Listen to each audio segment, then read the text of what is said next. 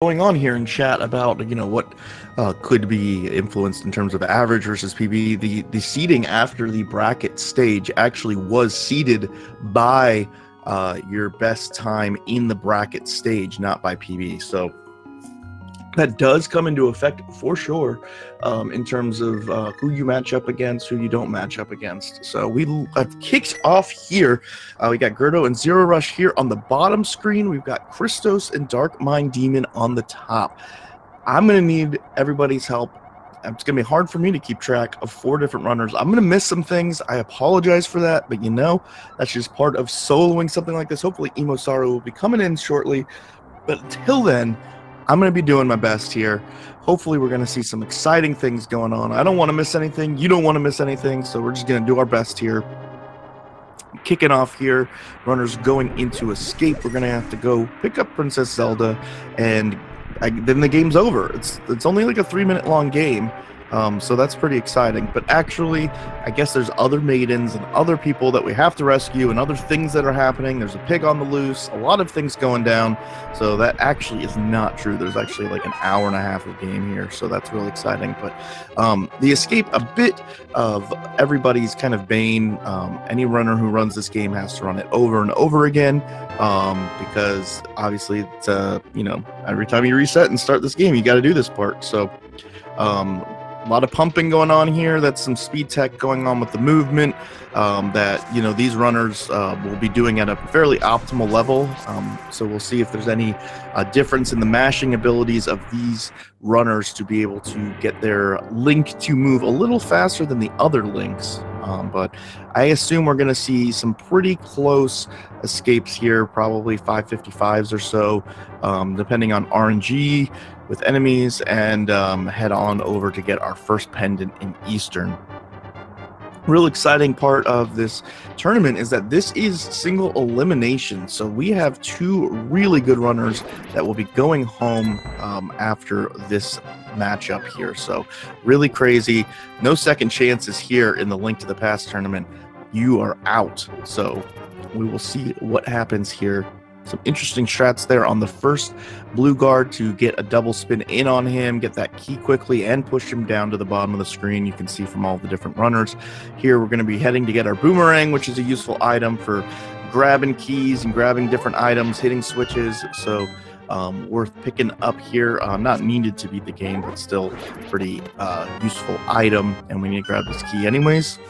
And we're going to be heading to the first boss-ish, which is the ball and chain guard.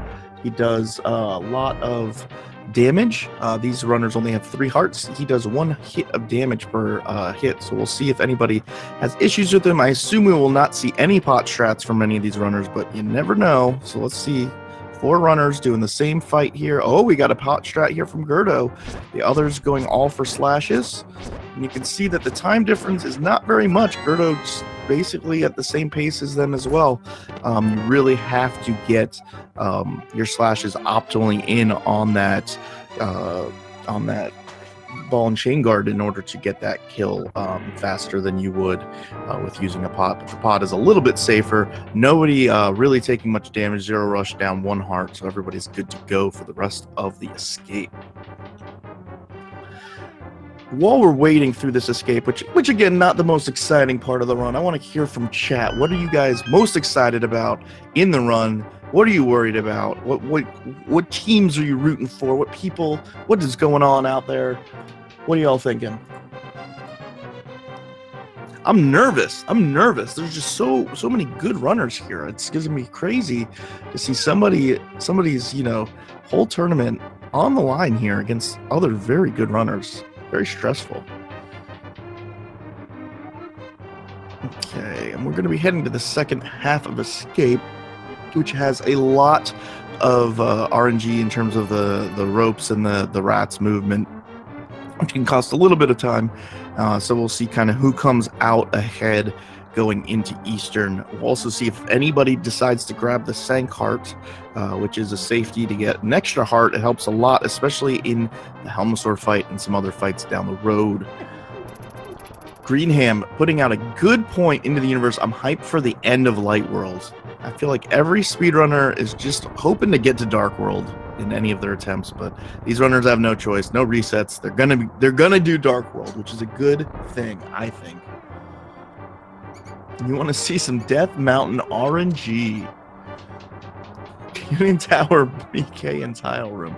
I don't think that's going to happen in this one. I don't think it's going to happen. I feel pretty strongly that that's probably not going to happen at all. But we'll see. You never know. Crazier things have probably not happened, really. But okay. I think it's interesting also to see everybody's fonts that they use for their timer. You know, you can learn a lot from someone through their font, I believe. What do y'all think of these fonts? We already went through their PBs, but Darkminddemon is 3rd place on the leaderboards with a 124. I'll do it one more time. A 124.08 versus ChristosOwen on the top here with a 126.38. And then we've got g3rd0 here, who has a 126.24 on the leaderboard, but I'm told has a 125 something now. Versus zer0rush with the 127.55. So it's going to be interesting to see if we have any upsets going on here tonight. A couple minute PB difference between some of these runners, but all very good times, 127 and below, which is really impressive. So we got all sub 6 escapes, pretty low, 156, 157s. Let's see who grabs the Sankart. Zelda uses Comic Sans, so clearly terrible fonts are the way to world records, huh? All these fonts fairly benign, I would say, so a little bit of concern for these runners. Okay, we got g3rd0 and zer0rush both getting the Sankart, Darkminddemon and Christos both skipping it. So seeing a little bit of variance in strats there that could come out to make a difference, but ChristosOwen and Darkminddemon both doing the same thing, and g3rd0 and zer0rush both doing the same thing, interestingly enough. So not a difference in strat for either race, but could impact Darkminddemon or ChristosOwen when they get to the Helmetstor fight, for example, having a little bit less health, maybe having one less hit of damage they can take, and therefore, you know, that can always swing the match several minutes if there's some sort of situation where that heart comes into play. Christos getting sniped by that Octorok a bit. Link not hungry enough to eat an Octorok currently, apparently, so he's just going to run past all of these Octoroks, but he has been in the past. If you don't know, that's a quote from Wanda Gamelon, which is the best, I think, objectively, Zelda game that's ever been released. You're also going to see a lot of pumping on the stairs, so you'll see the movement on the stairs being actually quicker than it would be when you're just generally playing the game holding up. If you mash left and right, or at least right or at least left while you're going up, you're able to oscillate the 2-pixel movement versus the 1-pixel movement and move upstairs kind of as quickly as you can normally walk in an optimal setting. So it actually saves a lot of time over the run. It's kind of the most significant usage of pumping here. We got some cannonballs. Everybody survived. Nobody got hit by a cannonball and died. That's good. I mean, you'd have to get hit by a lot of them, but still impressive, I would say. Are there route differences between the runners? There will be no route differences, but there should be some strat differences coming up later. We will see. A lot of this run is very execution heavy. Every single room optimized a bit. g3rd0 going ahead and using the boomerang there to grab a little bit of magic. zer0rush doing the same. Funny that the two of them are mirroring each other, and Christos and Darkminddemon are mirroring each other, but doing that because the refill of the magic and the hearts at the end of the run, at the end of every boss level, you know, takes a little bit of time, and so a little bit less magic needs to tick up to fill it up at the end of the boss. zer0rush and g3rd0 basically on the same frame here. I mean, just moving in unison. Pretty awesome. Christos, a room behind Darkminddemon as they grab the key in that Stalfos room. Okay, we're going to see the first major trick, I guess, in the game here on Christos and Darkminddemon's screen. They're going to be using their iframes by damage boosting into these anti-fairies to go ahead and spawn this big key chest. So in the standard playthrough of this game, if you're just trying to get that big key, you're going to want to go ahead and kill all the enemies in that room, and then those anti-fairies will disperse. By using the iframes, you're saving a good probably 10-15 seconds for going through and killing all those enemies, going ahead and just getting that switch anyways. And we will be picking up our bow, which is a very useful item for a lot of combat in this game, a lot of bosses. So we are going to need that. We need it to clear this dungeon anyways, and so excited to have the bow. Why not? Why not have the bow? Darkminddemon and zer0rush both skipping arrows. Thank you so much for pointing that out. Yeah, arrow count is a really interesting part of the beginning of this run in terms of when you're doing PB attempts, especially because you know, you can't help if these Igors coming up in a bit are going to give you arrows or not, and so you want to have 30 arrows ideally going into Landmols, which is the boss of Desert Palace. So we'll see how many arrows everybody has. Some of that just is based off of RNG drops, but usually you want to grab extras. Darkminded and zer0rush, and I guess skipping some. Darkminded only at 22. You see the setup here. Going ahead and shooting 5 arrows to the right. That way the last Armos is 1 hit from death. Normally he would transform into a red form. His life would refill and he would take another 3 arrows. But if you do it quick enough and that guy only takes 1 more hit and you're able to do that quick kill, all the runners looking like they're having no issues with that quick kill. So really solid. Really solid, you know, first 11 minutes from everybody. It looks like everybody getting a sub 11 Eastern time, which is something I've never done. So these runners all just performing at obviously a higher level than this dumb commentator that you're listening to. So awesome work. Here we're going to be going ahead and grabbing the Pegasus boots. The Pegasus boots obviously allow you to run if you have not seen this game, which is obviously faster than walking. Link finally figuring out, maybe I can run around. Maybe this whole saving the world thing is a little more urgent than I expected. And so we're going to be able to run around. That's also going to give us one of our first glitches, minor glitches. No major glitches allowed. Here you're looking at Darkminddemon screen. Missing the spin speed the first time, going ahead and getting it the second time. If you do a spin near stairs and hit the A button after the spin, 1 frame after, which sounds harder than it is. It's more like sliding your finger over at the right pace. You are able to get this spin speed, which basically gives you the Pegasus boot speed and moving in all directions. So you don't have to have this little wind up for the dash, and you can just move in all directions, diagonal, up and up. And cardinal directions, which when you're dashing, you can only dash in cardinal directions. We'll see it again here on Darkminddemon's screen. Allows you to move very quickly. It doesn't save a ton of time in the run, but considering the level of optimization for these runners, very important. Failing it costing a few seconds each time, and that's, you know, pretty significant considering. Here we see zer0rush losing a good bit of time to g3rd0 by missing it several times. You know, definitely losing time versus just going ahead and dashing, but runners of this level not really used to doing these rooms without getting the spin speed. So you know, we get stubborn. I wouldn't even say we, because I don't want to put myself at this level, but easy to get stubborn and just keep trying for it. So zer0rush taking a couple of screen deficit now to g3rd0 because of that.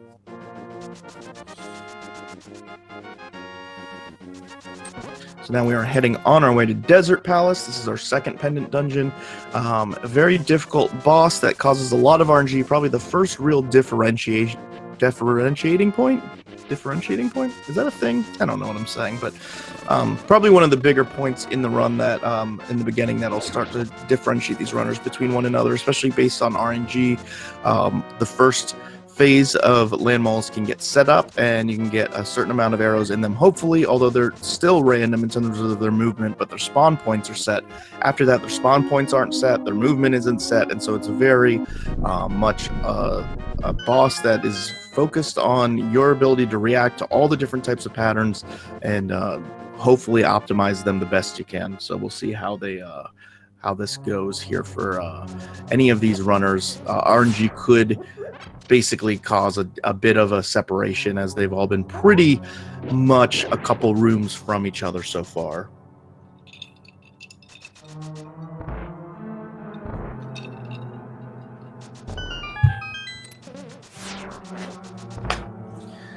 Really enjoyed Desert Palace's design for just the casual experience. You just get the Pegasus boots. You can't get in here without the Pegasus boots because they had to go bonk the book off of that library shelf, if you saw that. And so now this dungeon kind of naturally showing the runners, well, not the runners, but a casual player, how to use the boots, giving these long open rooms to dash through, dash between the cannonballs there, and kind of just showing how to use the boots. Really nice game design to kind of teach without having to instruct, I think, which is really cool. You can see some varying RNG patterns from the cannonballs that runners are able to get there. Sometimes you can dash straight through, sometimes you have to stop. There's a bunch of different patterns, and you have to be ready to react to them in different ways.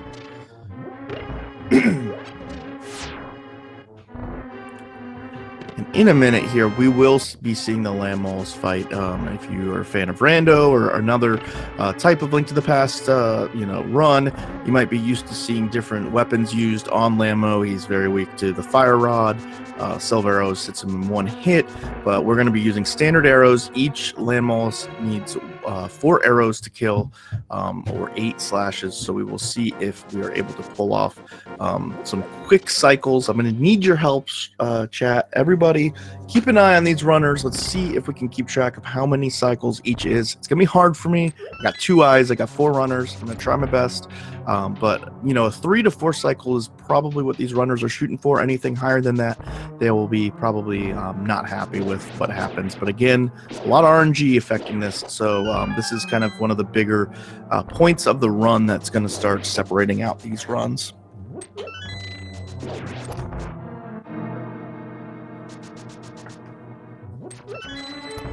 Okay, Darkminddemon, 1609 torches. I can't even imagine. What's that life like, Darkminddemon? Wish I knew. Wish I knew. Here we see Darkminddemon being the first to start Lammo. Let's see what's going on here. Okay, only gets 1 arrow in there, 2 in there, 3 in there. Okay, good start. Okay, he's on a 2 cycle right now. Moving on to 3rd cycle. Wow, this is really hard to keep track of. There's a lot of land moluses going on. Darkminddemon getting a bit frustrated. You see the bonks into the wall, getting like a 4 cycle, and ChristosOwen actually taking a slight lead over him. Like I said, this is a kind of a differentiating point with RNG and other factors, and it looks like zer0rush and g3rd0 just completely clearing him about at the same time. So all these runners holding the pendant at the same time. Goodness sakes, unbelievable. Land moli. That was really amazing. So we got Chris had a 3 cycle. I believe Darkmind had like an early 5 cycle, maybe a 4 cycle. Yeah, very early 5 cycle. I didn't catch what g3rd0 and zer0rush did, other than the fact that it looked like they got the same number of cycles, perhaps. They both killed the last Lammo pretty close to each other. Here we're going to see fake flippers. This is a trick where we do not have flippers at this point in the game. They are very expensive. They cost like 500 rupees. And so we are going to trick the game into thinking we have flippers by jumping off that screen and then transitioning on the last frame. And so when the game puts us on the next screen, it thinks, well, he's in the water. He must have the flippers. How else did he get here? And so that will let us know that, we're able to flipper over here. It only saves 6 seconds to get up to Death Mountain, but it does, it does save a decent bit of time, especially for these runners. Not an issue for any of them, but kind of a cool trick. If you're familiar with Rando, it's used in a bunch of different situations. Here, we can't use it all the way through the game because we still need the flippers to beat Swamp, but still a cool usage of it in order to save us 6 seconds here. And now we pick up the chatty old man. He talks quite a bit. He's a chatty man. He's been stuck in this cave alone for a very long time. He wants a friend, so we're trying to get him through, but we're not going to be his friend anymore after this. We're not going to go visit him. We're just going to let him live in the cave, unfortunately. But he talks too much. It came on too strong, I think. Ooh, Christos hitting that dead rock in the path. Let's see. I think he can walk by still. If he can't, that's like a 10-second difference. Yeah, he's good. Okay. Very scary when you hit that dead rock somewhere where you might not be able to walk past it.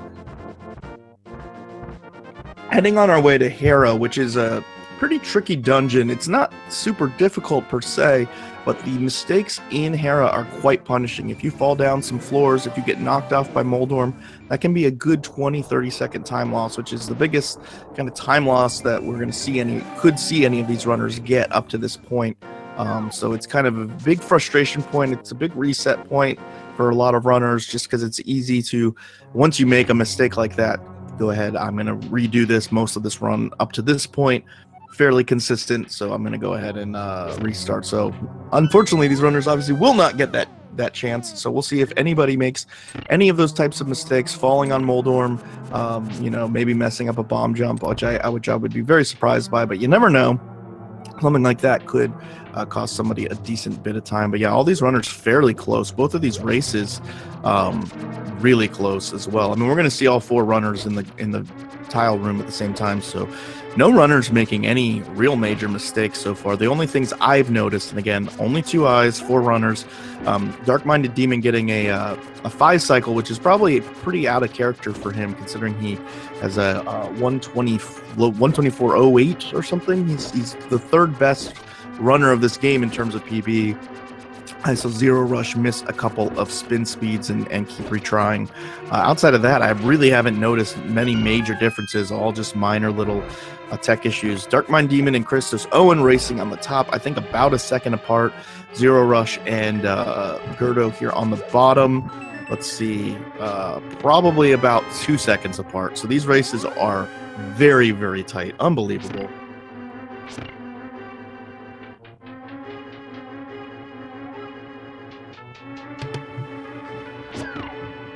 Okay, so moving along here, it'll be interesting to see any differences in some of these strats for this room. I know the beetle room here is pretty interesting. Nice little job by g3rd0 there, being able to hit the beetle and flip the switch at the same time. Really nice optimal strat there, tough to pull off. Saving a little bit of time over zer0rush. Here we've got the petting zoo. You don't want to get petted by the animals. The Moldorms do 1 heart of damage. They have very random movement, just like their I don't know, father, mother, whatever Moldorm is.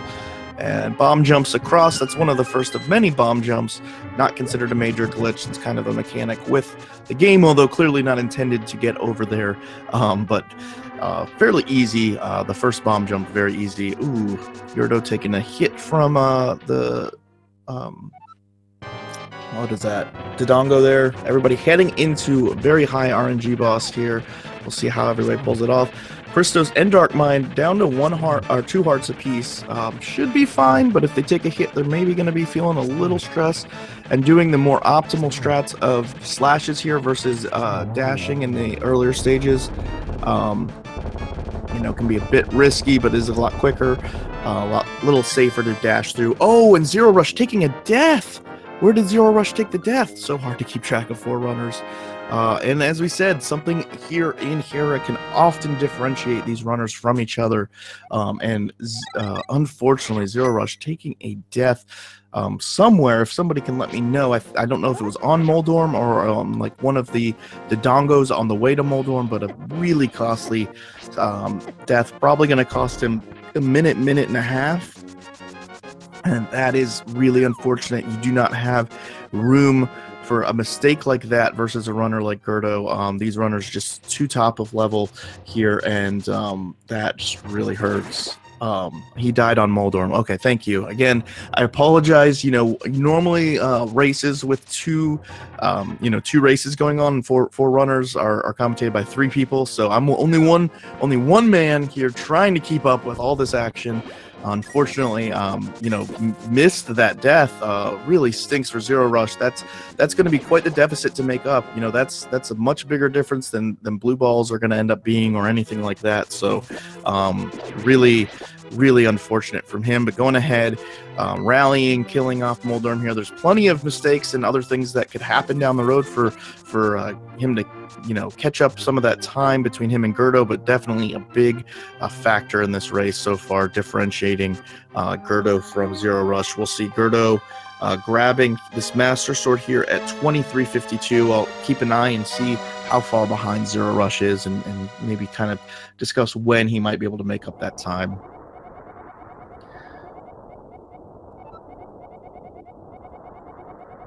Hmm. Unfortunate, very unfortunate. So now the runners will be heading to Aghanim's Tower. This will be the end of the Light World and kind of the beginning of the more difficult and more interesting part of the run, which is Dark World.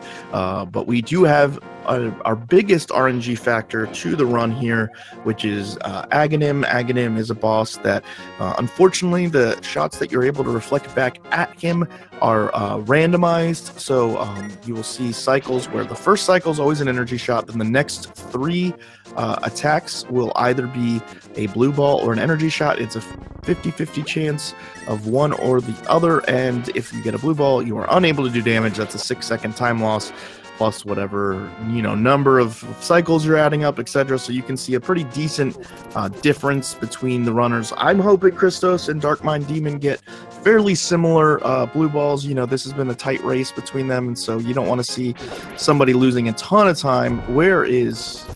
Oh, wow, Christos taking a lot of damage up to this point. What did I miss here? Not remembering which tree has a fairy. I didn't know that tree even had a fairy. Good game awareness, but unfortunately losing a lot of time there. I mean, I understand you don't want to go into Aghanim's Tower with 2 hearts, but that really is too bad. That that's a pretty big differentiator in time here. You know, he's hoping to get better RNG than Darkminddemon. Again, he already has the gap in PB, and so hoping to maybe bridge some of that, get a little bit of a lead. Maybe some of the skill ceiling for Darkminddemon getting knocked off from that. Ooh, am I joined by Emo Saru? You are. Hey, everybody. Hey. I am so sorry for being late. No, it's okay. I'm trying to keep up. There's a lot of action going on. It's hot. It's fresh. I think we have 4 people on pace for a world record. Ooh, zer0rush. zer0rush forfeiting? Oh, no. Crash? What did I do? Crashed? What did I do? What did you do, Emo? What'd you do to the runners?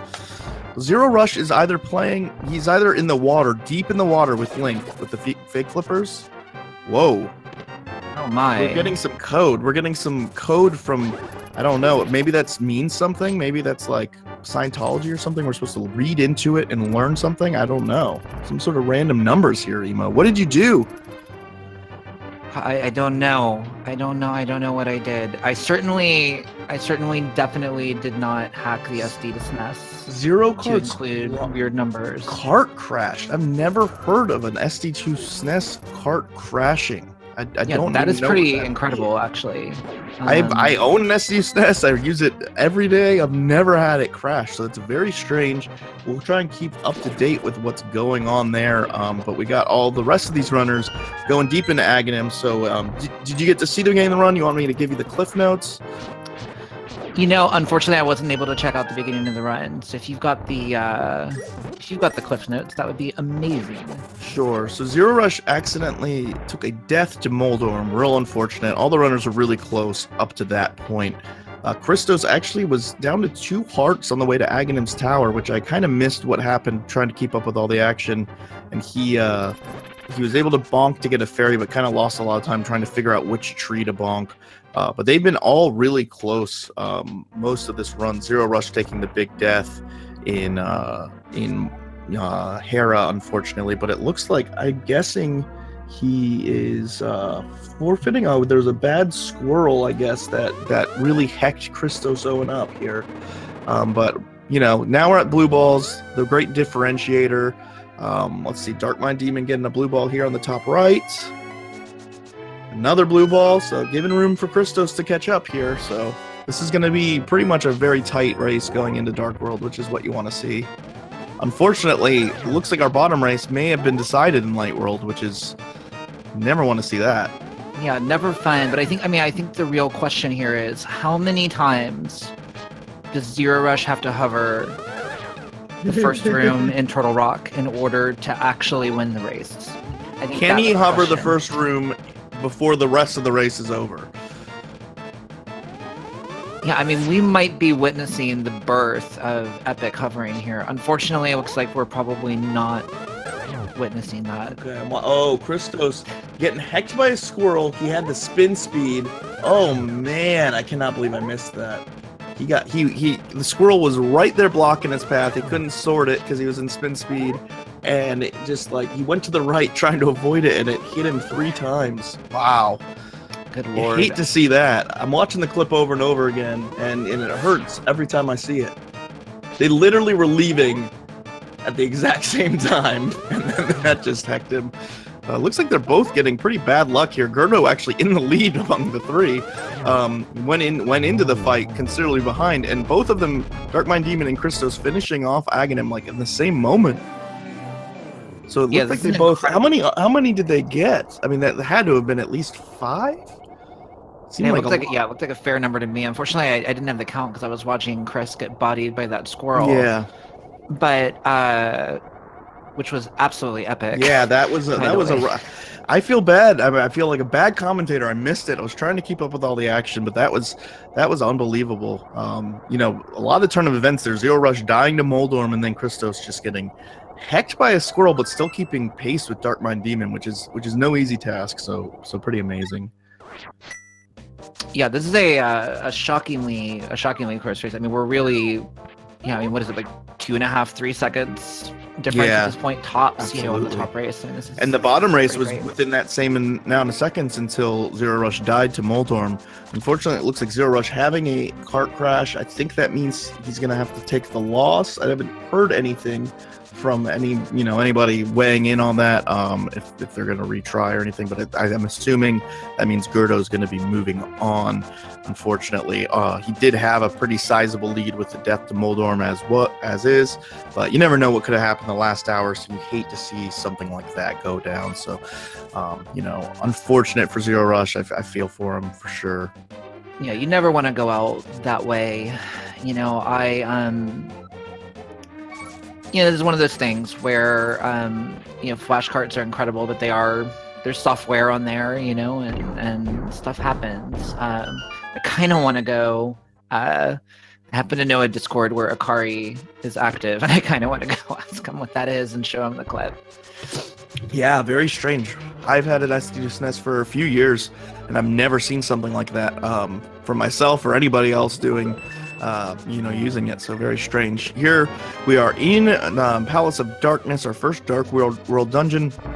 See a lot of the use of the mirror here, which we picked up from the old man. That'll let us warp back to the beginning of the dungeon, basically allowing us to grab all these keys that we need to move forward a lot quicker, and also refresh our bombs. The bomb count for the whole run will kind of be determined. Here we'll grab a ton of bombs, and we're going to go into the hammer jump, which is one of the tougher tricks in the game. I think it's the toughest trick in the game. I don't know about you all. I don't know. The hammer jump is really interesting, right? Because if there's like 2 skills to it, and if you're good at those 2 skills, then it's the freest thing in the world. Mm-hmm. And, if you're really, really good with sword buffers, or you're really good with diagonal pause buffers, it's so freaking easy. If you're like me, and what if you're terrible at both? Yeah, 1 out of every 3 runs, your controller just says no. Then maybe it's pretty challenging. Yeah, you saw g3rd0 pulling that off. g3rd0 in the lead among these 3 runners, which is not what you would expect going into this race. Obviously, doesn't matter if he beats Darkminddemon or ChristosOwen, but pretty impressive to be ahead of both of those runners for sure. Yeah, absolutely. And here we have Darkminddemon going into his bomb jump. g3rd0 had no issue with it. I think he had maybe 1 additional buffer. We got the 2 bomb strat here from Darkminddemon. I expect no less, and really textbook there. And Christos, I assume, will probably have no issues as well.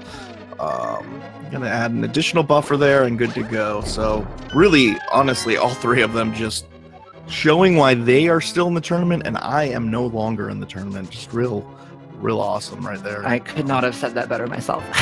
Yeah, I mean, I'm just happy to get it. I don't care about the buffers. So that's the difference between, the people 130, 131, maybe even a little sub 130, and then this kind of 127 and below is such a hard time to get. So all these runners just really impressive times, zer0rush included. Who my heart goes out to is now in the ocean. He's fake flippering for life down there. It's all blue, and it's beautiful down there. I hope he finds peace in the ocean there. That's all I can say. We're gonna be heading into Helmasaur. So Christos and Darkmind both skipping the Sank Heart, g3rd0 getting the Sank Heart. So could make a difference here in terms of the number of hits they can take. Christos already down 2 hearts, which means right now he can only take 1 hit to Helmasaur, assuming he doesn't get hit by any turtles, which, you know, they usually hit me for about 7 to 8 hearts of damage in the turtle room, but I assume for him it'll be fine. But he'll only be able to take 1 hit to Helma, which a lot of RNG in that boss, right?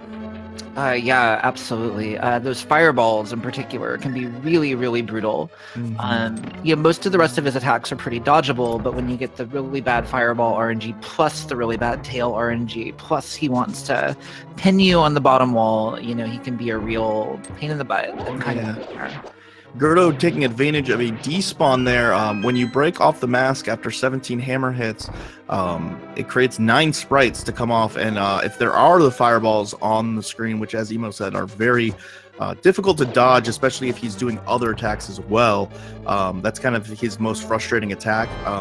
It'll despawn those fireballs, so it'll actually remove them from the screen. So great fight by g3rd0 doing that. Darkminddemon having a real quick fight there, and we'll see on Christos' screen kind of the pressure on a bit more than the other 2 runners. He can only take 1 hit. Really quick knocking off the mask. Going for the hammer hits here. Probably going to have to play a little safe. He's going to be fine. Very nice kill there. You know, he got decent RNG, and he just did it so quick that he was able to just take good quick work of that giant. What is he, a scorpion, you think? I don't know. I have no idea what he's supposed to be. You know, both Christos and Darkminddemon had pretty incredible adaptive fights, but I gotta say, Darkminddemon going for those hammer hits around the fireball that had already spawned in front of Helmasaur was just wow. It was just epic. So good. The tough thing about the fireballs is that you know which way they break apart, so you kind of know how to dodge that, but you don't know which one will break apart first, and so that's like, you really have to react to that as soon as you see it, and you'll notice runners adjusting to the lag and where the fireballs are and where Helma is, and are able to continue, you know, doing continuous damage on him while avoiding those things. That's really what makes a good Helma fight versus kind of, you know, just your standard safe Helma fight. And all of these runners going aggressive, able to adjust to that. Really impressive. My question as they head on their way to the next dungeon, Thieves Town, is what do you think it's like for Helmasaur living in that room? Like, it's just a room with spikes. It seems like a very boring life. I mean, you know, I have great, you know, great sympathy for, you know, zoo creatures and things like that, but ultimately we don't know who's taking care of him. You know, we don't know what that situation's like. That's true. You know, we kind of rush in and murder. You know, we don't see the staff. You know, where's the staff in that facility? And that's something we really need to figure out. Yeah, it's something that we definitely don't ask enough. I feel like it seems like a pretty important issue. ChristosOwen here on the left, you see him doing that dash downwards with the hammer up. That's an item dash that you can only do on the Japanese 1.0 cart, similar to the spin speed. If you have the Japanese 1.0 cart, go ahead and try it. Just have the hammer out and just hit Y and A at the same time. And if you do it right, you'll dash with the hammer up and you'll knock all the pegs down. It'll feel really good, and you'll be real proud of yourself. I think it's really interesting here. I mean, you know, just in the short time I've been here, and from watching that clip, I mean, Christos is just everywhere that he's getting body. It's just overworld. You know, it's just that all that overworld RNG is just kind of hitting him hard today. Yeah, he took another hit on the way to Thieves here, which so none of these runners will be getting powder. Powder is a safety that runners get that will allow them to sprinkle it on anti-fairies and kind of refill their health in dungeons and different places.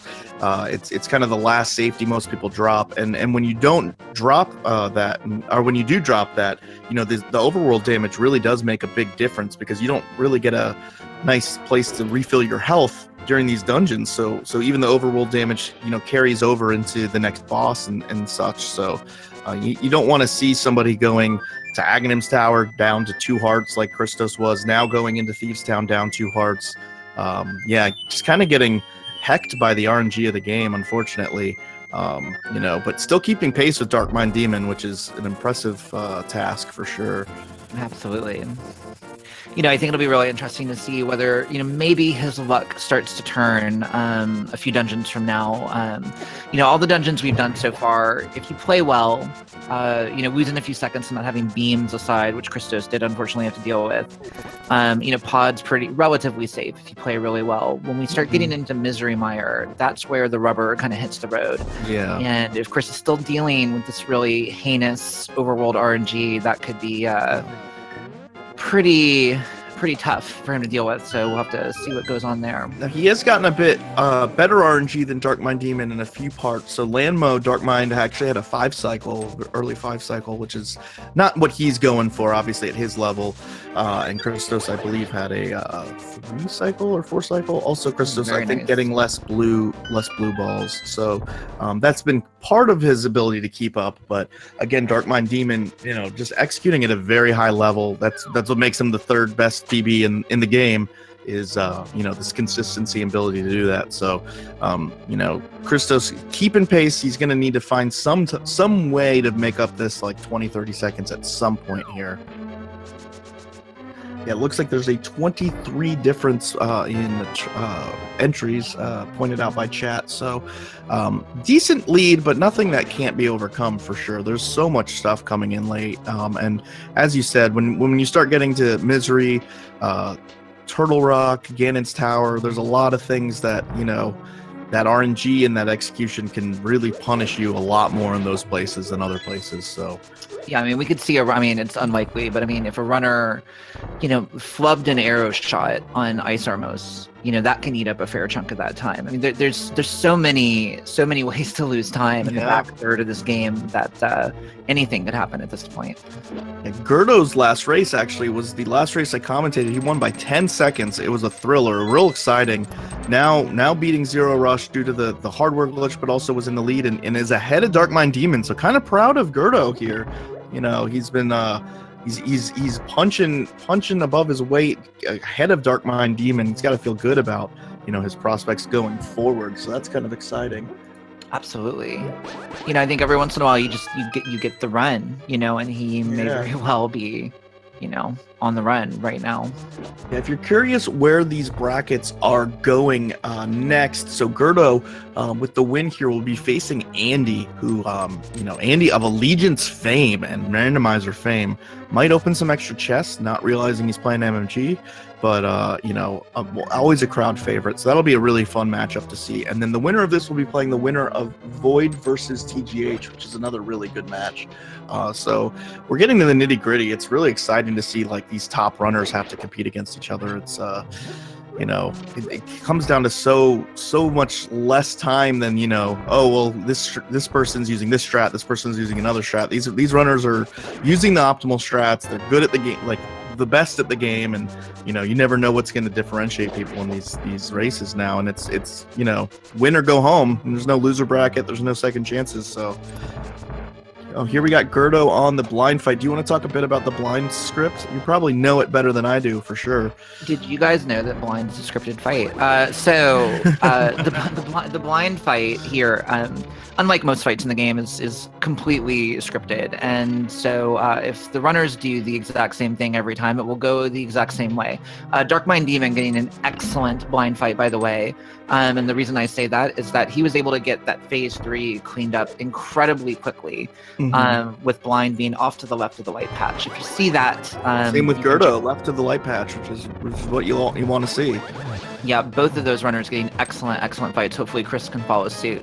You'll see people do a lot of different things in there. Some people tap his head with the hammer, some people just kind of dodge around things, but ultimately it's about just getting these first 2 phases done cleanly and then ideally getting a perfect phase 3. Yeah, Chris, so unfortunately, but with beams, he was able to clean that up really quickly. So also very well done. Now, how did he get beams? How did he get his health all the way back up there? I missed him refilling it. I'm curious how he was able to recover there, because he's had to keep recovering from.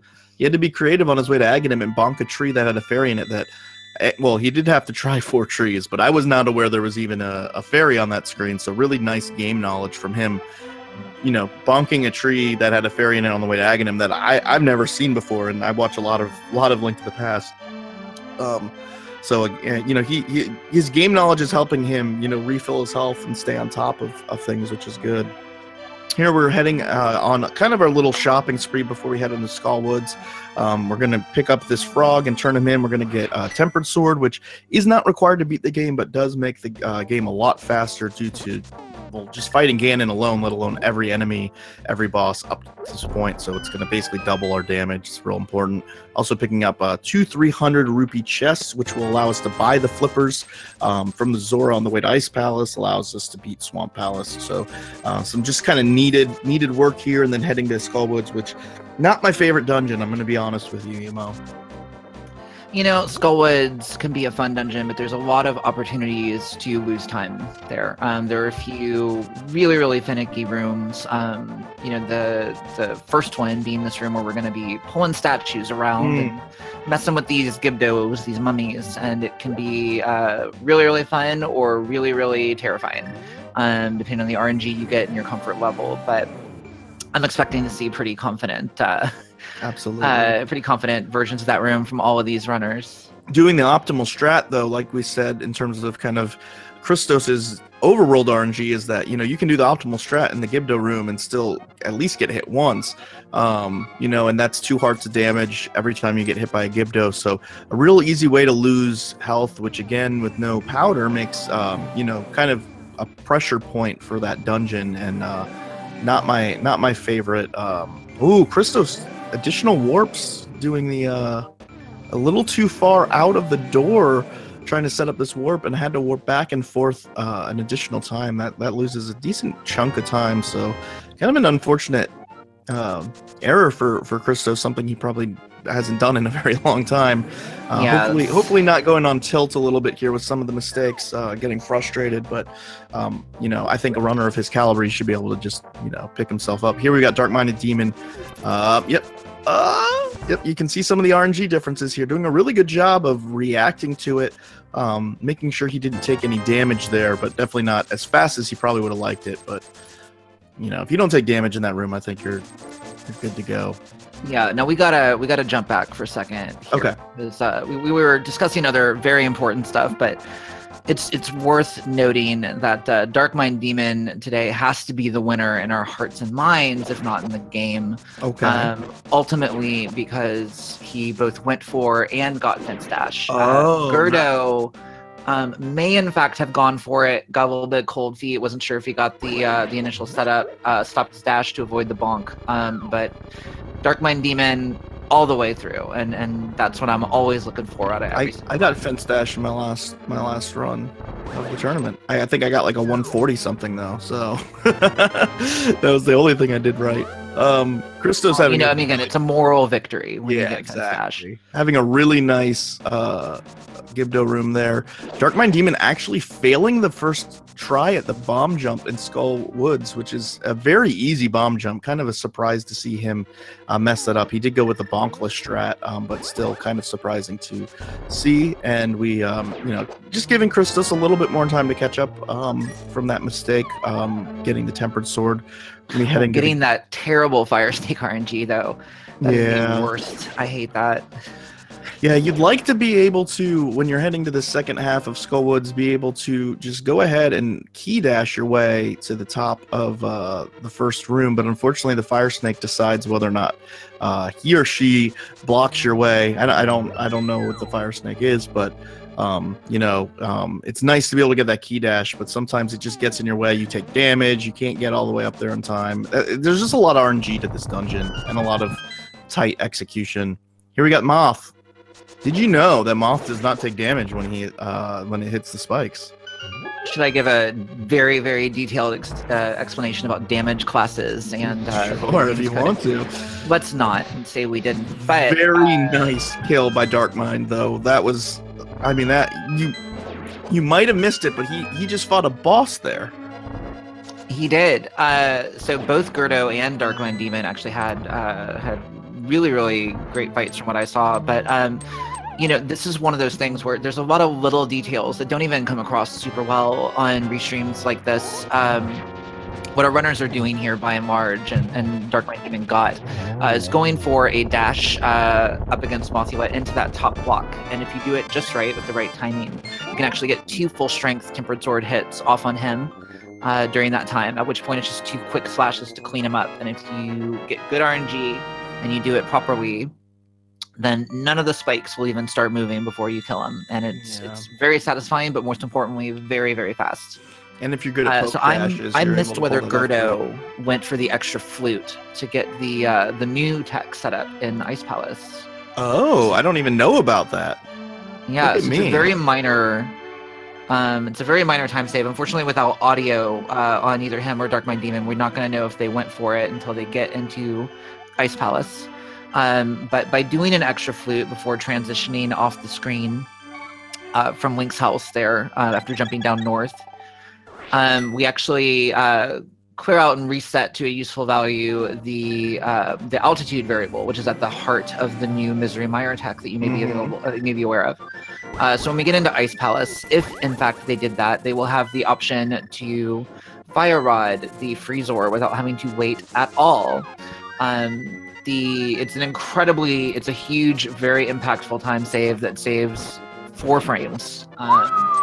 Yeah, it's big time. Don't get too excited now. It's big time. Things happening in the Link to the Past community. It's huge plays, but those 4 frames.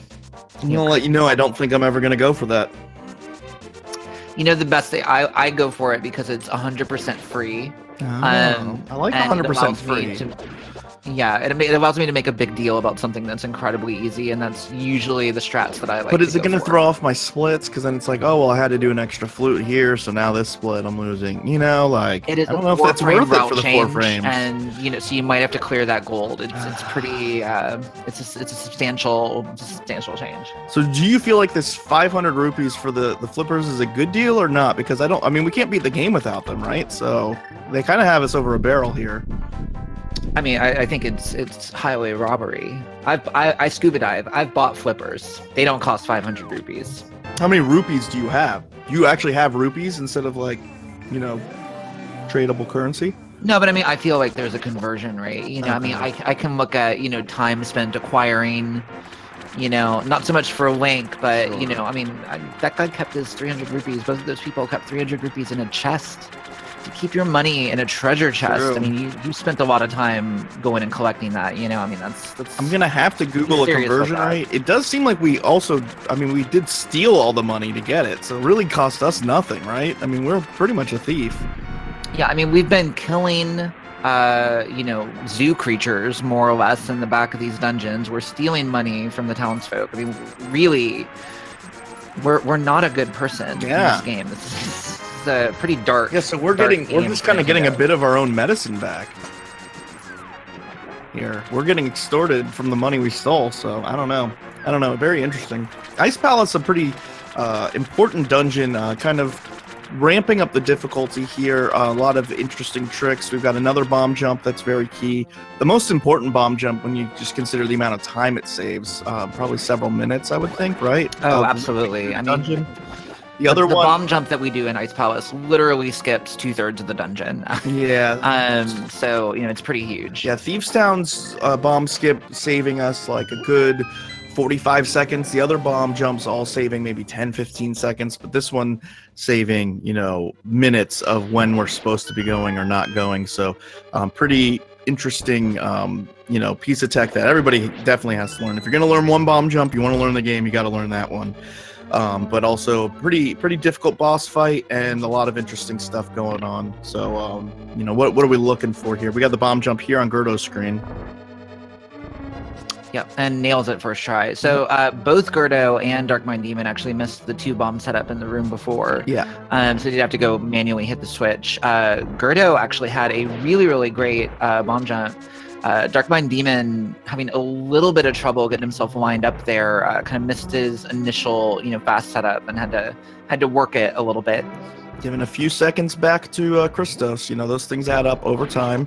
Messing up the 2-bomb setup, and then that, Christos hitting the 2-bomb setup. If he's able to hit the bomb jump first try, he'll have saved a little bit of time over Darkmind, and over the course of the next few dungeons, might be able to kind of start clawing his way back to making this real close.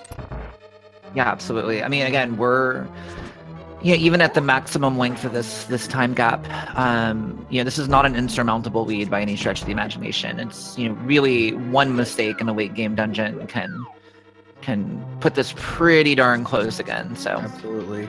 We've got g3rd0 entering into the cold stare fight. 8 fire rod shots. That's all your magic. You can't miss one, or else you are 3 minutes behind what you wanted to be.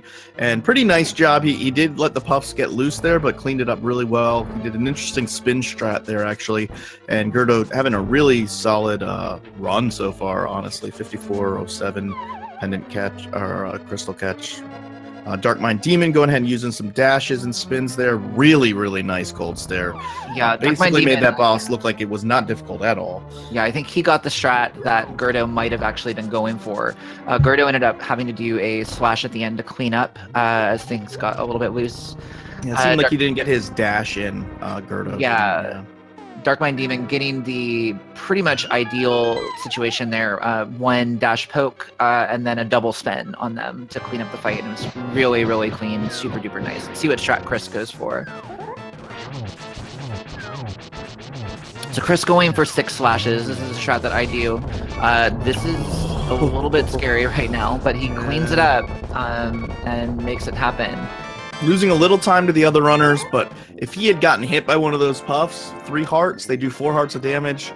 We're looking at Christos, being done with the race. Essentially, that's too much time to lose. So that was a little bit scary, but able to clean it up, and we're moving on to Swamp Palace, which Blunt Bunny will preach is a very important palace. It's one of the ones that I think most runners kind of exhale and feel a little bit less stressed. You're supposed to do this as the second dungeon of Dark World, and so you're a little bit overpowered for it in terms of you have a lot of hearts.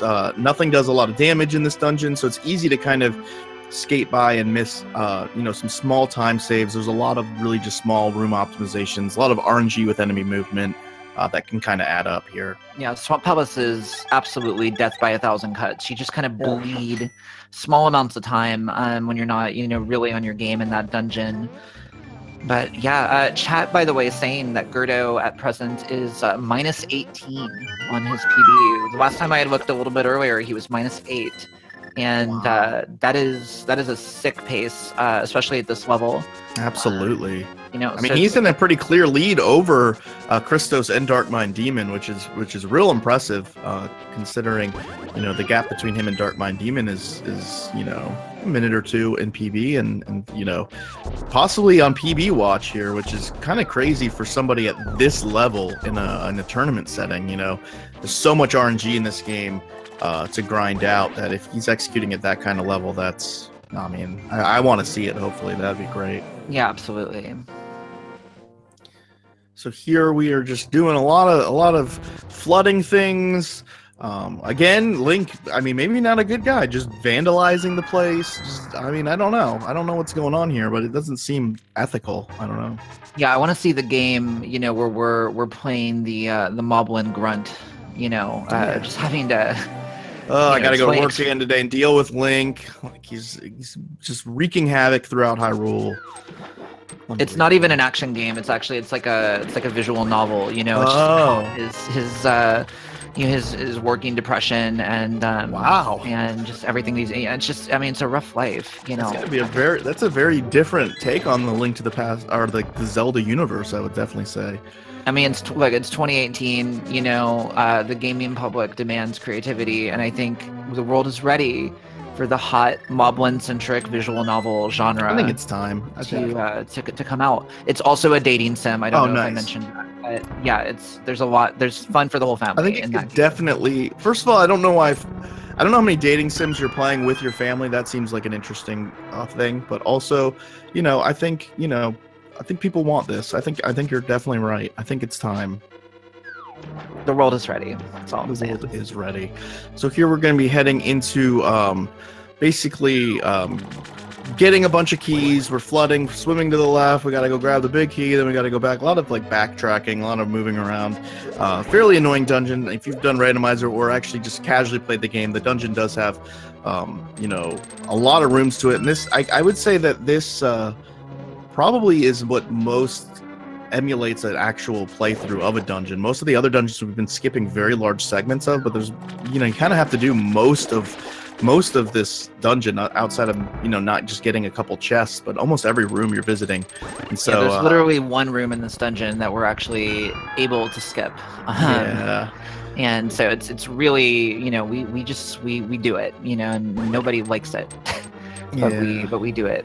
One of these days we'll figure out a way to go get that small key on the right hand side somehow and speed up the front of the dungeon a little bit at least. We still have to go get the hook shot, but yeah, so it'll be interesting to see if, you know, down the road 10 years from now there's any tech that, you know, kind of breaks this dungeon open. But right now, fairly vanilla in terms of its strats, and I think that's also part of why people kind of get bored. But you'll notice a lot of these dashes, a lot of these enemies move very randomly. A lot of these dashes are very clearly optimized as to when to do, you know, use the hammer to smash pots, when to dash down, when to, you know, try and avoid an enemy, where to set up those things. There's a lot of little rooms that probably most runners could learn from all of these runners to optimize, because I think a lot of people don't put the time into this.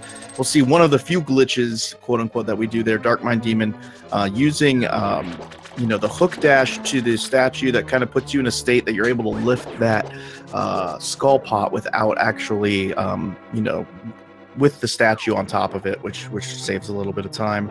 It's really easy tech. You can actually do it even without that state, but you have to try to pick it up twice in order to grab it. So you're basically saving a few frames there on that input. You know, this is a great dungeon to point out too. You know, this is something that not anybody who doesn't run this game might not be just fully aware, you know, at how deliberate everything you do in this game is. You know, it's an RNG heavy game. These rooms are incredibly well optimized, especially at this level. There's nothing about the movement here that is, you know, not deliberate. But unlike a lot of other speed games, you know, where the RNG is a little bit less pervasive, you know, this is a game about reacting. And so when you've got runners playing at this level, especially in a dungeon like this, they are constantly reacting and adjusting to the RNG. And it's super duper impressive to see people pull the kind of times that these runners do pretty consistently. Absolutely. Darkminddemon going for the 0 cycle Argus, but after a few puffs, either messed it up or accidentally left that glitched state. And so going ahead, cleaning it up with the standard, you know, 1 cycle Argus fight, pretty decent fight. Having a decent bit of lead on ChristosOwen. So some people coming into chat maybe hadn't seen the beginning of the race. So we've got ChristosOwen on the top versus Darkminddemon, probably about a 25-second gap between them, something around there. g3rd0 on the bottom, beating zer0rush. zer0rush was a bit behind, but had an unfortunate cart crash with his SD2 SNES. And so unfortunately, you know, g3rd0 racing against himself, but g3rd0 ahead of these runners and on PB watch, which is really cool to see as well. So that's kind of where we're at this point, going into the kind of the tensest dungeons of the run, the real meat and potatoes. Good lord. Okay, chat saying that g3rd0 is now minus 29 on PB. This is a disgusting pace. Yeah. I am super excited to see what happens here. Absolutely. I used to like want to get 1 hour. Like I used to benchmark 1 hour for my Ice Palace time. I mean, no longer, but he was at almost a sub-hour for that swamp time, which is just, he's just on a crazy pace right now. Yeah, clearly feeling loose too. You know, probably knows that he's won. Oh, I thought that score. Oh my goodness, that was clutch. Probably knows he's won, which kind of takes a lot of the pressure off. You know, of feeling like you might be on PB pace, but you're worried, oh, if I push myself too hard and don't do some safe strats or something, I might lose the race. Now he's probably aware that he's racing against himself and he can just focus on PB, which is cool because we can see him be as aggressive as he needs to be, which is awesome.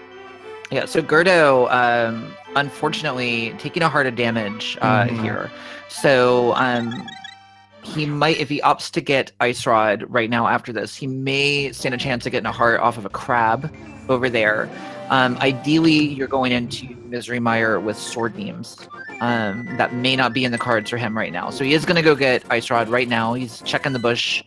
and he may end up being able to farm a heart off of these crabs over here. So we'll just have to see. Luckily, you can pull off Mire 2, the Mire 2 being the second room of Mire, which is a pretty intense room, and you can one-cycle it.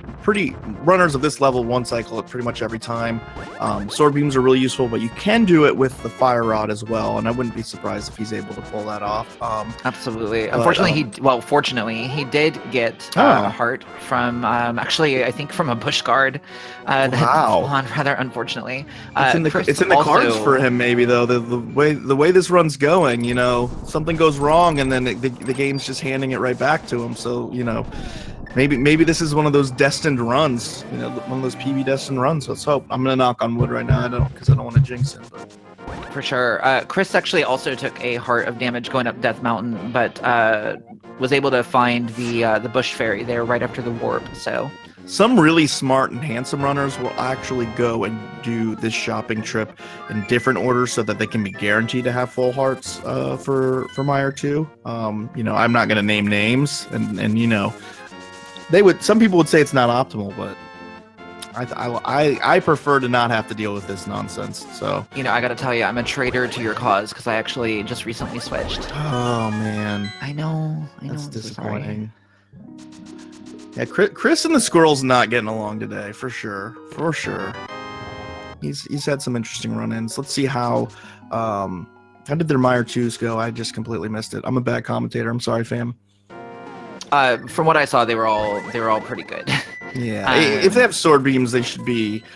I feel like the sword beams are maybe just a bit easier because I don't know if there's like a little bit of a delay when you shoot the fire rod. Like, it feels like the sword beams are faster to shoot out. Like, I feel more comfortable doing the strat for sure with sword beams, but I don't know. Do you know why? So definitely, you know, ultimately the sword beam hitbox is a bit more generous than the fire rod hitbox. So there's also a little bit of a timing advantage when you're using both the sword beams and the fire rod because they have different projectile limits. So you're looking at a situation where your positioning just has to be a little bit better. Yeah, that makes sense. Yeah. So the good news here is that I missed Chris, but I believe all of our runners, I believe, went for the setup for the new Mire tech, the spooky action glitch, as we've been calling it. And we'll be seeing the fruits of that. I don't want to say labor. They didn't really have to do anything to set it up. They just picked up a rock from below. But we're going to see some cool stuff here in a minute.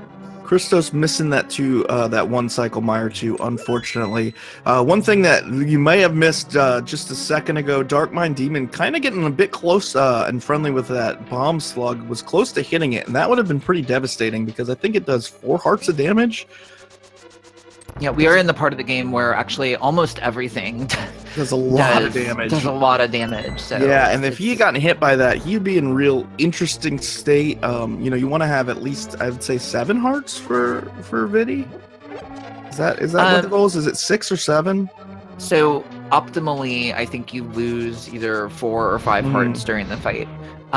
So technically, anything above 6, you know, is safe. Yeah. Keep in mind, I'm doing gigantic air quotes right now. So, you know, I am the type of person who likes to come in here with 9 or 10. Yeah, exactly. I want like 40. Yeah. So if he had taken that hit, he would be down to 2 hearts right now. It's one of those things. Like, I think if you watch this game as a viewer, you might. It looks easy when people are doing these things so well, but the margin for error, even for a top runner like Darkminddemon, 3rd best time in the world, if he had gotten hit by that bomb slug, he would be in really, really tough straits. Yeah, all right, so we have to explain really quick here. So you may have seen g3rd0 do a little maneuver there where he well, actually, Darkminddemon just did it as well, where you kick up dust with your boots prior to placing that Samaria block. That allowed him to then come in and shoot a spike that was moving back and forth with a fire rod shot, which actually triggered the switch about a mile north of that. We then walked through another room, walked up a little bit, shot an anti-fairy with a fire rod shot, which actually ended up triggering the switch in the next room that we didn't even have to go into. We then walked into the following room and shot a fire rod shot into the left-hand side of the torch on the right-hand side, which triggered the switch about a mile above that. And all in, by the time that we do that, we save about 11 seconds on this split. And okay, Darkminddemon made up some time here on g3rd0 from the looks of it.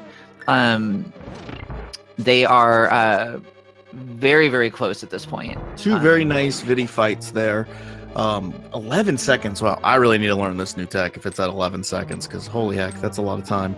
Yeah, it's a huge time save, and you know, the setup for it is not hard at this point, and definitely recommend everybody learn it. One, because it's a powerful piece of tech, and two, because you look really freaking cool when you do it.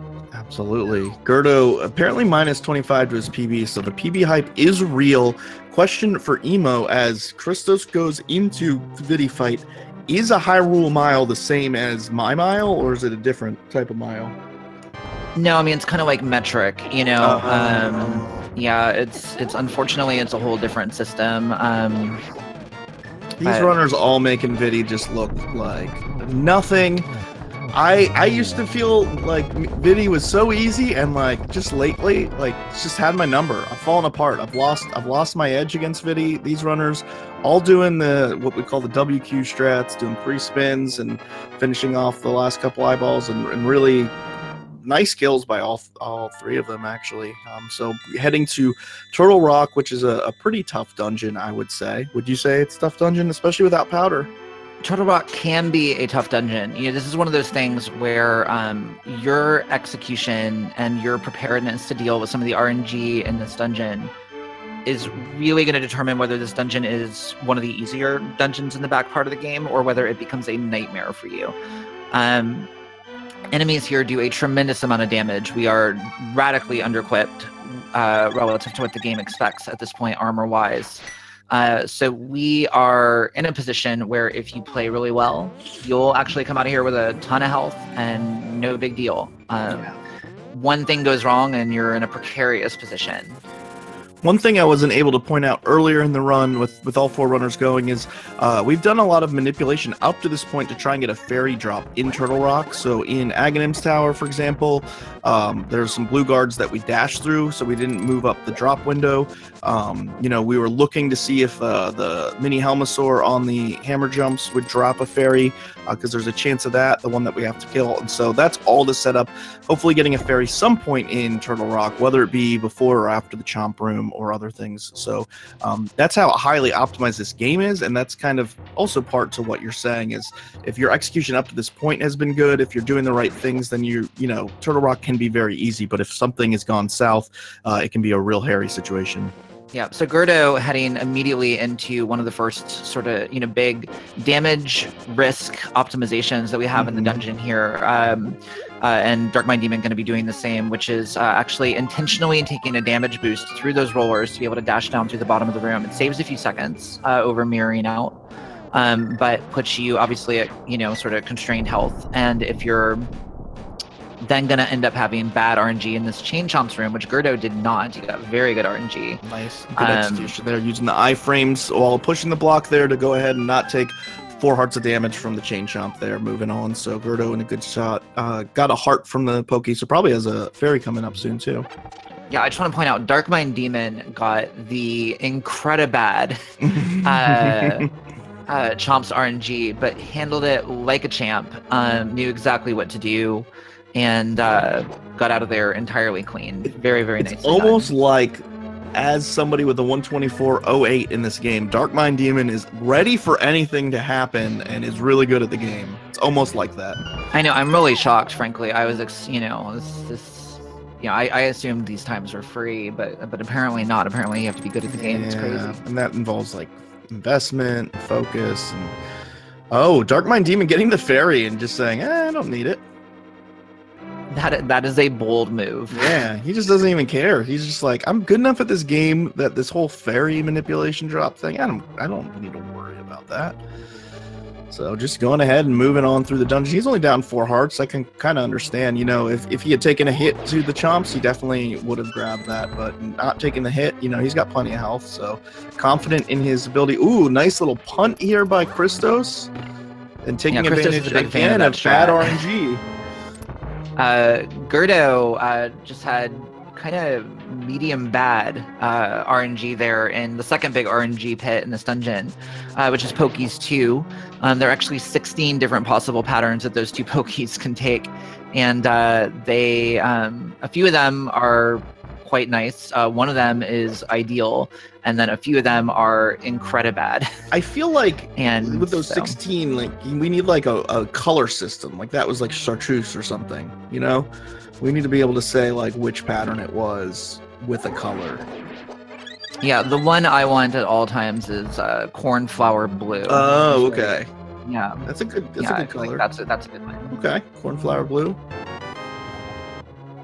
Okay, and now we're heading down to Laser Bridge. We're going to see g3rd0 doing Laser Skip. We're supposed to have the laser shield that we pick up in this dungeon, but we're going to go ahead and just set up on the right pixel, dash across, and g3rd0 setting that up real well, doing it real quick, grabbing the small key he needs. He'll be heading into, ideally be heading into Trinex with basically full health and having nothing to worry about, so pretty good job by him. Dashing up here, he'll get a full magic refill. Trinex has 2 heads, 1 ice, 1 fire. This is the reason we need the ice rod. It's the only reason we need the ice rod in the game. And you know, with the tempered sword, I think 5 slashes on the left head, 5 on the right, or is it 6 and 5? I don't know. No, it's 5 and 5. So with good execution, you can get 4 to start here on the red head. Shoot another beam shot. You'll notice we switch rods before hitting the head for the last time. It's because during any time the head is exploding, our menu is locked to us. But by switching before, we're then able to go and start working on the other head. Unfortunately, g3rd0 missing the phase 2 quick kill. Still, really nice fight from g3rd0. Ooh, Christos down to 2 hearts right now. That is not good. I did not see where he took all that damage. Did he not get a fairy drop? I don't know what happened there, but he's gonna have to be very, very careful. We'll see if he goes for the safety door just to try and save the run. I don't see it happening. Yeah, he knows he's racing against Darkminddemon, honestly, and when you know you're racing against somebody, he's probably keeping an eye on him. He knows Darkminddemon, one of the best runners in the game. He's probably saying, well, if I have any chance of winning this thing, I just gotta hope that I'm able to pull this off. Gets the iframes from the nice Kina Samaria dash there. Those Pokies do 4 hearts of damage. That would have killed him, and hopefully he will have a clean Trinex fight here to try and keep pace with Darkminddemon. If he doesn't, I mean, this is race over, unfortunately, but hopefully he's able to pull this off. A little bit of pressure here. Okay, chat, and by the way, thank you guys for these updates. I appreciate it, but g3rd0 is apparently minus 40 on PB right now. Wow. So, you know, he has been on an absolutely disgustingly good pace for a while now, and it just keeps getting better. Well, the good thing about that is that's enough of a gap that stuff like Ganon warps and everything probably wouldn't, you know, be able to ruin a run like that's outside the realm of RNG variants. So like, if he keeps up this pace and just able to have solid execution, he should be able to pull off a PB, which is awesome. Yeah, this is quite a thing here.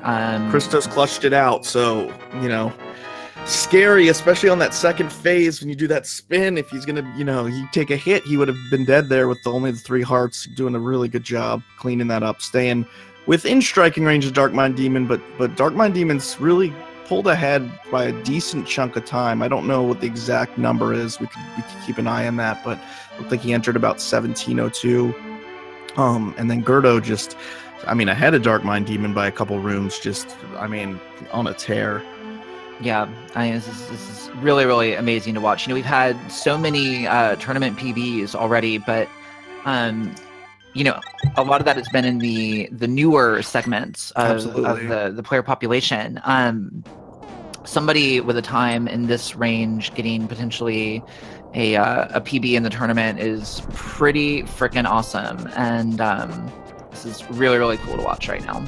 Absolutely. I mean, that's one of the exciting things about tournaments is you see a lot of people getting either back into a game that they hadn't run before or learning a new game. So in the beginning of a tournament, you do get a lot of PBs, and that is exciting. And PB watch is a very real thing early on. But seeing it from a level of runner that has a 125 is a whole different story. You know, that's generally a time you have to grind pretty hard to get that PB in terms of RNG, making sure you get the right number of blue balls for Maghanim and all that stuff. But doing it on this kind of stage, really, really impressive and exciting for g3rd0. And he is going to be able to just go all in because zer0rush, unfortunately, if you missed it, having a hardware failure on his SD2 SNES is kind of ended up having to forfeit the race. So he doesn't have the pressure of somebody, you know, if I risk this and die here, I could lose the race. So, you know, that kind of internal debate between PB and race isn't there for him, which is nice. Yep, so g3rd0 is the first to clean up Ice Armos and does so quite nicely. Almost on ice. It's very important that you clean up this fight quickly. They actually share a variable used to calculate sort of circular arc patterns with the Firebats and Ganon. So you really want to get out of here quickly and clean up the fight nicely so that your Firebat patterns are predictable and they're the ones that you've practiced against. You want to know where your Firebats are going to be. They're literally bats made of fire. How could you not want to know where they are at all times? It's 9 p.m. Do you know where your Firebats are? That's the question. That's a great question. Here we got the first Mimics room and second Mimics room on Darkminddemon screen with g3rd0 just having gotten through these rooms, taking some pretty tight execution using... Yo, hold on. Hold up for just a second. I gotta give huge shout outs to g3rd0. Like, aside from being on sick PB pace and all of that, g3rd0 coming into the room hot, first in there with the bow dash. And so, you know, I go for that pretty much every run. I love him to death. This is the greatest thing that could have possibly happened. GG, game over already. You win from me. Like that. Where do you think his swagometer is at this point? I mean, it's a 22 out of 3. I mean, clearly. Wow. Weird scale. Very weird scale. 3-point scale, and he's at a 22. Yeah, I mean, it's way out there. See, that's very interesting. I don't know if that's a good or bad scale, actually. I mean, I just don't even know. But g3rd0 doing a real nice job here in the gauntlet as well. So just continuing his great execution through Ganon's Tower, which this is a very difficult dungeon. This is really... this in Turtle Rock, but especially this, is kind of where, you know, the difference between, you know, a middling runner and a great runner can kind of start to shine for sure. If you are pushing for that sub 130, which I am, and you are looking at your times, wondering what you need to work on, probably Ganon's Tower is one of the top of the list of what you should be working on. You can see a lot of really cool strats here, some nice uses of the Canon of Samaria there. Those rooms are the most satisfying. They look cool and they're just completely free. Really awesome. I agree. Unfortunately, g3rd0 got a little bit trolled by some bad land mode 2 RNG, so he lost the one cycle there. But only a few seconds though. He's 40 seconds ahead. I'm not too worried about it. I believe. Yeah, I'm with you. So I think at this is kind of looking like Darkmind has won this race without, you know, a real significant mistake would have to happen, unfortunately, for Christos to bridge this gap at this point. You know, Christos kind of taking about a 20-second deficit, leaving Hera from that crazy dead rock squirrel situation, which somebody can clip that in chat again if they would like. And since then, Darkminddemon just out executing him, you know, a little bit along the way and chipping away at that time. So we're gonna need a real drastic change here. For that to change, here on the bottom, zer0rush having to forfeit g3rd0 on PB watch, on real legit PB watch, for a very good time. And it's gonna be really interesting to see how this Ganon fight goes in the Aga 2 to see if he's able to pull it off. Yep, cleaning up Moldorm 2 really quickly, taking the full magic refill, but actually tanking damage in the spike room before. So kind of an interesting mix of choices here. You know, gonna be going into Ganon, I think, you know, half a heart under practice hack or from a death. Should still be fine. I mean, that I think a runner of this caliber should be prepared to go into Ganon with 6 hearts. Should be okay, but we'll see. It's still scary situation to be in. It's going to put the pressure in. 3 hits on his first cycle of Agatu. Oh my god, this RNG is amazing. Why can't I have this? Well, never mind. I spoke too soon. If he had gotten... Oh, if he had gotten that, that hadn't been a blue ball, that could have been a 2 cycle. Now it's going to be a 4 cycle, unfortunately. But still really good Agatu fight. I think most people are hoping for a 3 cycle, but 4 cycles probably not going to make them angry. I would say anything above that's going to make you real angry. Yeah, 2 cycle you can't control whether you can get it or not. 3 cycle, you know, is possible, but. Okay, and here we go. g3rd0 on PB watch going into the Ganon fight. So Ganon is a fight that we are, you know, the game is intending for you to have silver arrows, red mail, gold sword, all this different stuff. So we are very underpowered for what is considered, I guess, expected for this fight. What are we looking at here, Emo? Yeah, so ultimately we're looking at getting 12 slashes, 6 spins, and on the first 2 phases here. The second phase, he'll be surrounded by a ring of fire bats just to make sure your life is difficult. After that, we're going to be in the phase where Ganon warps way more than you want him to and costs you your run. After that, the runners are going to be pretty confident, and we'll just be doing some swordless kill or some silverless kill strats here. g3rd0 getting the 1-in-1 on the first 2 phases, doing really well. Didn't take any damage yet. Now he's just up to warps. He's got 5.5 hearts. Should be completely fine for this level of you know, runner. So going ahead, just getting a decent bit of warps here, unfortunately, from Ganon. Each one of those costing you know, 1.5 seconds or so. About to go into the 4th phase. He's going to need 12 spins to go ahead and seal up this PB. Here we're going to see the torch glitch, which is going... Ooh, the swag torch glitch with the fire rod. Going ahead, going for... hoping for 3 spins per cycle. He's got 2 in this one. Let's see if he's able to set up a 3 spin here. Yep. So doing a really good job here. I think he might be able to pull off this PB. I'm getting kind of hype about this, Emo. I'm not gonna lie. I've been, you know, my hype sensors have been pinging for a while now. Your hypometer? Is that a 3-point scale as well? No, that's actually a 37-point scale. It's like a interesting. They've got a whole thing. Okay, g3rd0 only g3rd0 finishing the last spin at a 125.09. I think we're looking at a PB for our boy g3rd0 here. Oh, Christos dying, unfortunately. I missed it with all the g3rd0 PB hype. Dying to Ganon. Yo, so g3rd0 finishing with the hot low 125, being told it is a -30 PB. Is that a world's record? I mean, I think it's a world's record for fastest run of LTTP done by g3rd0. Wow. So we see a world he got the world record. record. Yeah, for g3rd0 percent. Wow. This is the world record, and it is a hot time. Beating Darkminddemon, which is no easy task, by about 30 seconds, is g3rd0 with a 125.23. Darkminddemon finishing up there with a 125.53-ish, 55. I don't know. He's going to let his timer keep running just in case, you know, he has more that he wants to do in the game. Maybe he's going to go back, open some more chests, or find some items that he missed. I'm not sure. And here, unfortunately, Christos, somebody who's been in the community for a very long time, been running this game for years and years, awesome NMGN random runner, is going to be eliminated with a 126 time, which, I mean, goodness sakes, that's such a good time. When you lose a race with a 126 time, I mean, you know the tournament is heating up right now because, I mean, just a couple weeks ago, these races, people would dream for that as a PB. So unbelievable, the level of talent in these tournaments going on now. He'll be finishing, I guess, with probably a low 127 here.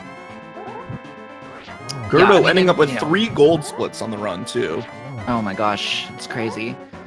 Yeah, all 3 of these runners putting in great times. You know, as somebody who made it into brackets and then somehow didn't get eliminated in round 1. Wow, look you know, at you. These guys are all incredible runners, and wow, what a great show we got to see today. And with that, make sure, I think we got the link in chat just a second ago. If you guys have enjoyed what you've seen today, please, if you enjoy some Link to the Past speedrunning action, make sure to follow these runners. They are all great runners, but also in many cases great streamers and a lot of fun to hang out with. So absolutely, give them a follow. Yeah, all of these runners just putting on a great show for us. Two 125s. Darkminddemon's timer ran for about 20 seconds there, and it's 127 in these races. Really, really impressive times by all three runners. And Christos would have hit up 126 if he hadn't died to Ganon there. So unbelievable runs by all of them. So GG's to them. Definitely go bop that follow button. They definitely deserve it. I don't know if we are having any of them come on. I would love to have g3rd0 on and talk to him. Yeah, absolutely. I don't see anybody in the waiting room. Let's see if I can find the race room and ask. Yeah, let's see what's going on. I think the people want to hear. We do have g3rd0 in the waiting room. So let's bring him in here and see what we can do. Yo, g3rd0. GG. Thanks, man. How does it feel? Feels good, man? Yeah, feels pretty decent.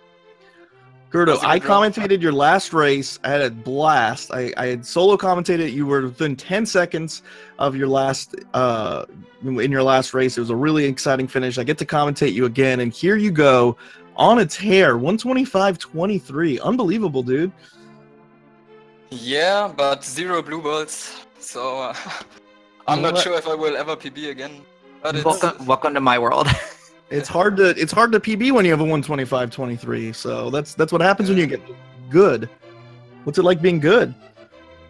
Yeah, I don't know if I'm good. Like I feel like I'm more lucky than good at the moment.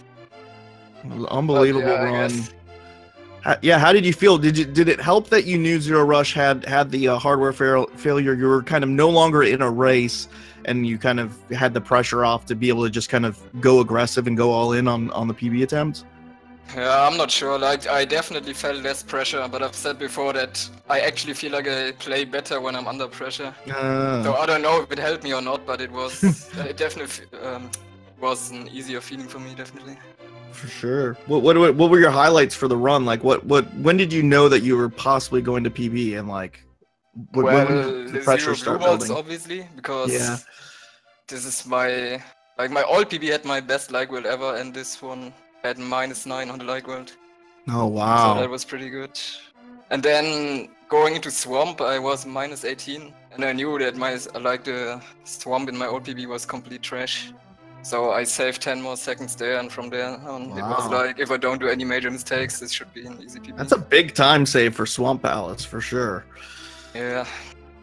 Wow, well that was awesome to watch. What do you want to ask him, Emo? I'm sorry, I'm being a little chatty right now. I'm just so hyped from the PB. I was trying to find Chris and Eddie on the race chat there and see if we can make something happen. But you know, I gotta. It's not so much a question; it's just a thing that I have to say. I was so beyond happy to see the bow dash and the GG spike. Yeah.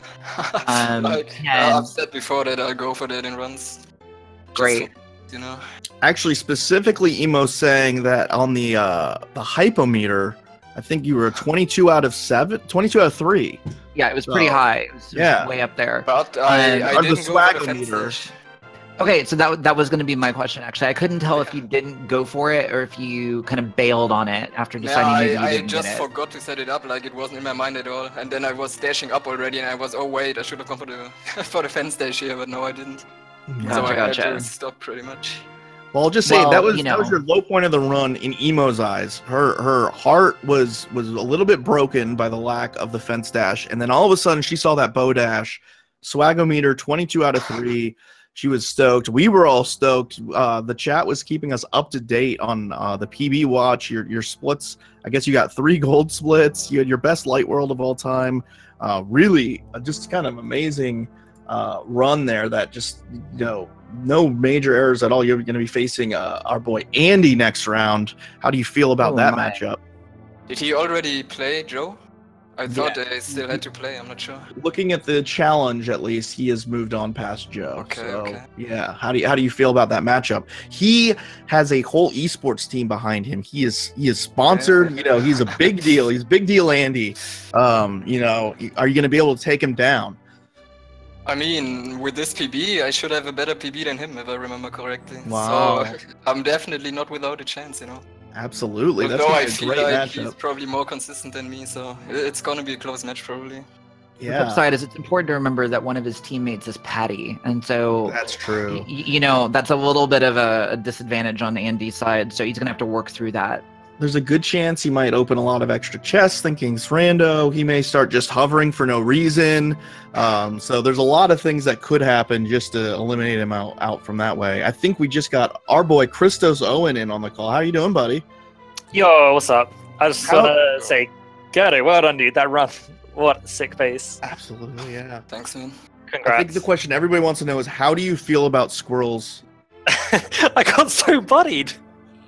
Like, by that squirrel, by everything. This run did not go well for me. It was like, I was on the struggle bus. Struggle like bus. The back foot I live on that whole bus, way. actually. I didn't see you. Maybe I was on like the top floor. I'm pretty sure it's a double decker. Oh, okay. Yeah, I definitely deserve the bottom floor of the struggle bus. I was solo commentating at that time before Emo was able to hop in, so I missed the squirrels. All I know is I look down at your screen. Next thing I know, you're on the way to Aghanim's Tower, and you're down to 2 hearts. And I'm like, what happened? What did I miss? Because, you know, normally you don't lose 4 hearts going to Aghanim's Tower, but that squirrel just really, I mean, it hecked you good. Yeah, I didn't know how to react. I just like panicked and went right and was hoping he would just like move out the way, but he followed me all the way. And then, yeah, just got owned. And then I actually had to find, well, I got 1 tree fairy on the fourth attempt. Really good game awareness. Like I know you did have to bonk 4 trees to get it, so you didn't quite know exactly where it was, but I've watched this game for a long time. I had no clue there was a fairy in any of those trees. So good game awareness, because you don't want to go into Aghanim's Tower with 2 hearts. That would have been terrible. So but I mean, really pretty solid run outside of that. You were keeping within striking range, but Darkminddemon just kind of, you know, out chipping you on different strats here or there, and you know, I mean, you have to go all in when you're racing against Darkminddemon, and just unfortunately fell a bit short, but still a great run in my opinion. For sure. I honestly, I'm already 1 stage further than I thought I'd get. I didn't think I'd beat Waffle in the previous round, and I had no expectations to beat Eddie, so really unfortunate that the race I go out on, I didn't play my best. Yeah. Finishing with a 127. I'm going to throw that one in the dumpster. Still 4.5 minutes faster than my best ever time, so I'm proud of you. Well, that's all that matters. So, yeah, Darkminddemon will be going up against the winner of TGH or Void, so that's going to be a fun one to watch. Yeah, this is getting ridiculous. I just look at the matchups and I'm like, can anybody even lose this matchup? These people are so good. I can't imagine them losing anything. But somebody has to lose, I think, right? Isn't that Those science? are the rules. Yeah, actually. That's the science? Yeah. Unfortunately, mathematics dictates that somebody has to lose.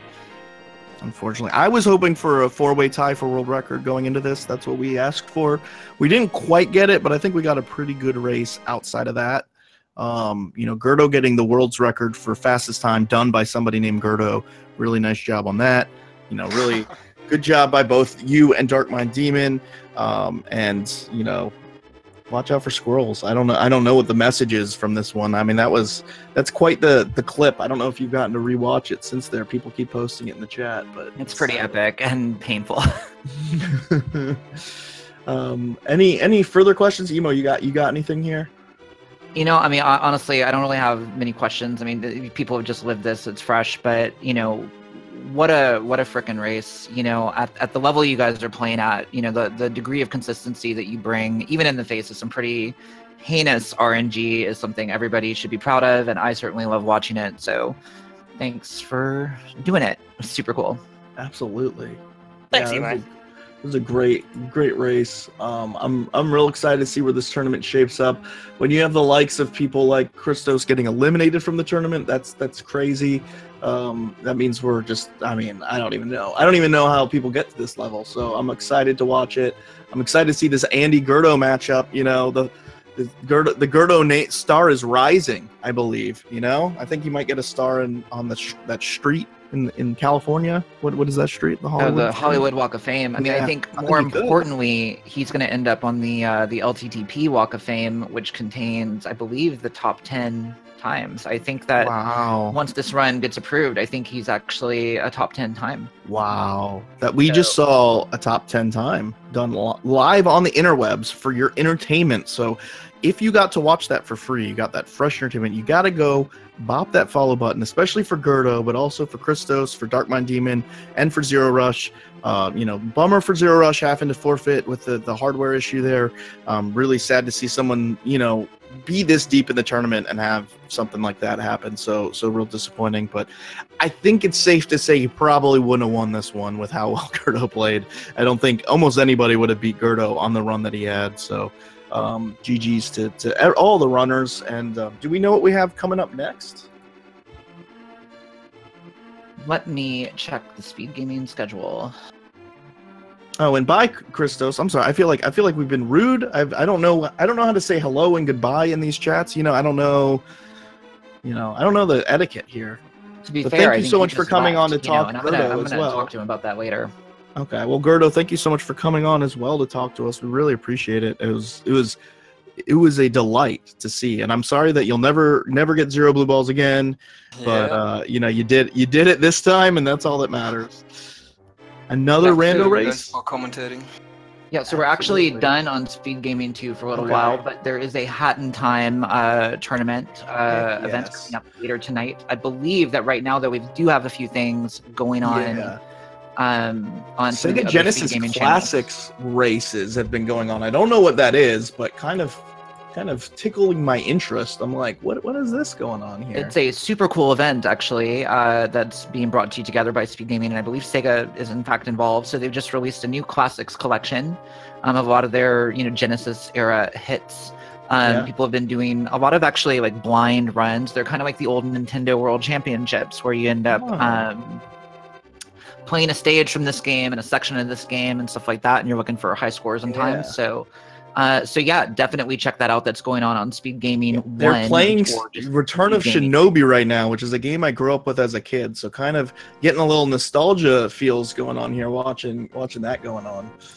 Yeah, super duper cool. Definitely recommend checking that out. We got some rando going on Speed Gaming 4 as well, and some rando going on Speed Gaming 5. So go check those out if you need some more Link to the Past fix. Also, quick private plug. I've got a Mega Man 2 Game Boy tournament that's been going on the Speed Gaming channel, so keep an eye out for that. Come hang out, watch something that you don't understand why it's on the internet. That's been fun. So all kinds. Go follow all the Speed Gaming channels, one through the Ocho. They're all worth following. There's always some awesome stuff going on there. So you never catch all the hot dodgeball and ping pong action on the Ocho. So I highly recommend getting over there. Okay, well, I think that's probably it for us. Any last thoughts, Emo? GG to our runners. Huge GGs to g3rd0. Thank you so much, John Carls, for commentating with me. Sorry I had to be late and miss those scrolls. Okay, but also huge thanks to Speed Gaming and the tournament staff for this. Always a fun time, and this has been super great. You were fashionably late. That's what the cool kids do. You never show up to the party first. You want to kind of come in, with your own grand entrance. So you did a great job. Thank you all so much for watching. Follow these runners. We're going to go ahead and cut out, but just keep up with this tournament because it's going to get hot and there's going to be some crazy races coming up. So thank you so much for watching. Peace.